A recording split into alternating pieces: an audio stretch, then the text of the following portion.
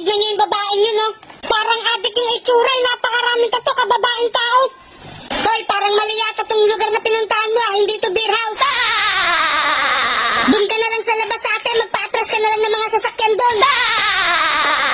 O kaya mamasada ka na lang ng tricycle, total mukha ka namang lalaki.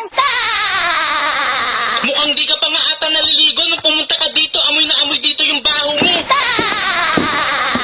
O bakit? Wala akong barya dito, mamaya na lang punta ka sa bahay, linisin mo si namin. Tangina nyo, kala nyo kung sino kayo mga perfecto. Ikaw sana nga, napakaganda mo pa naman sana. Sarap mo. Meanwhile, Bakit nasa kwarto mo yung babaeng yung kahapon na? Di ko alam dun. Siguro may ginagawa na naman kayong kalokohan. Umayos ka, baka bukas-bukas makita ko may tattoo ka na rin.